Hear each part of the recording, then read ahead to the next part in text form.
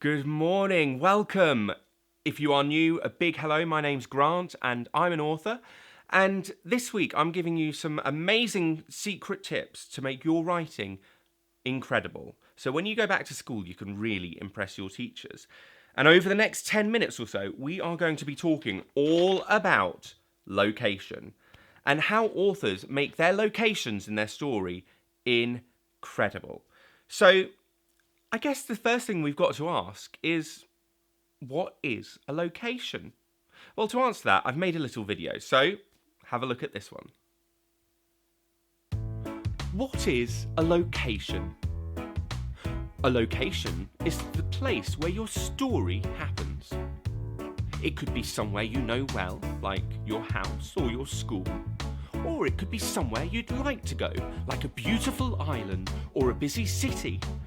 Or it could be a completely imagined place, like a magical castle or a mythical world.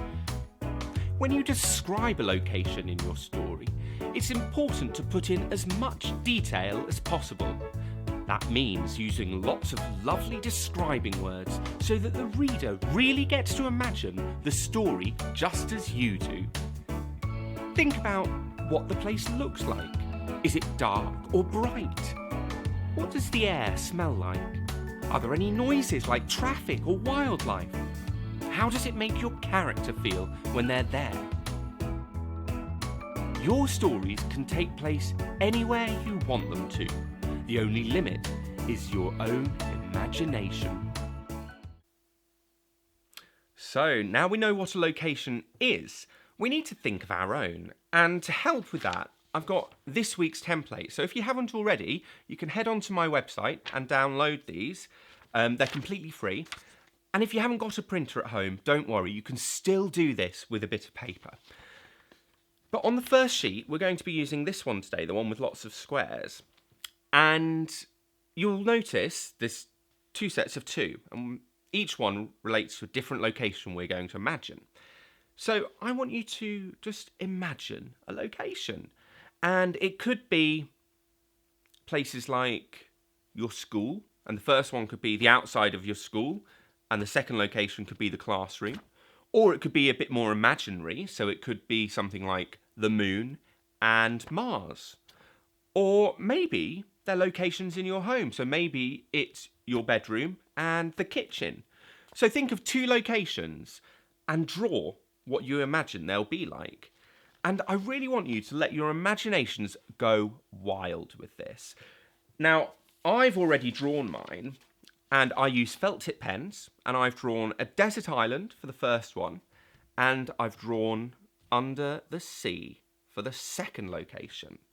But you don't have to use felt tip pens. You could use colouring pencils, or you could even use pasta and glue and make a little collage, or you could use paints. So let your imaginations go wild, and parents, grown-ups, please do take some photos of these and send them in, because I absolutely love seeing these, and it really helps with other children as well. So, once you've got your location ideas, we need to describe them, because when it comes to writing about them in the story, we need to know what we imagine them to be like. So, I'm going to take a pen, and first of all, we need to give the location a name. So I'm going to just call this a desert island for the first one, and we can come back and think of a bit more of an imaginative name later on. But for now, I'm just going to call it a desert island. Now, 3 describing words. Now, what would I use to describe them? Well, I think it's going to be warm, sunny, and peaceful. Okay, so I've just written those in the lines there. And that's exactly what you guys need to do as well. So once you've drawn it, have a think how that location, the 3 words to describe that location. Now the last one, how does it make people feel while they're there? Well, I think the desert island would make people feel really, really happy. So I'll put happy there. And that's really going to help me when it comes to writing my story later on in the week, that I know what the location is going to be like. So my second location is going to be under the sea. So I'll quickly do this. Under the sea. And I'm sure your writing is going to be lots neater than mine. 3 describing words. Well, it's going to be blue. I'm going to say it's going to be very busy. And it's going to be cold. It's going to be quite chilly under the sea. And how does it make people feel when they're there? Well, I think people might feel adventurous when they're under the sea. So, now I've got all of that. That's really going to help me when it comes to writing my story, okay? So, that's what I want you guys to do this week. Take this away, spend loads of time drawing your pictures and putting loads and loads of detail in there so that when you come to write it, you can look at the picture and it will really, really help you. Now, there is one thing I always forget, and I'm not going to this time because it's really important. It is my top secret writing tips. And these are things that authors do all the time to make their writing amazing. And I'm giving these secrets away while we're all locked down so that when you go back to school, you can really impress your teachers. And my top tip today is imagine how your character feels when they're at their location. So imagine how your location makes characters feel.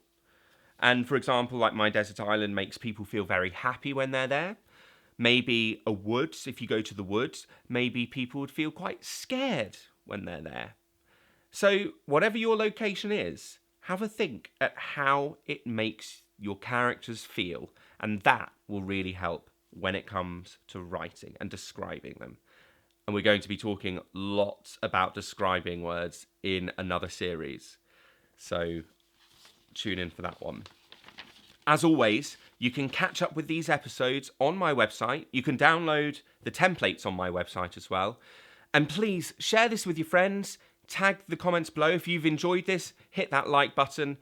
And I will see you the same time on Wednesday. And we'll be putting our locations into a story. And don't forget, on Friday, if you've got any questions you'd like to ask me, then send me a message and I'll be answering them on Friday's episode. All right. But for now, have a great day and I'll see you on Wednesday. Bye-bye.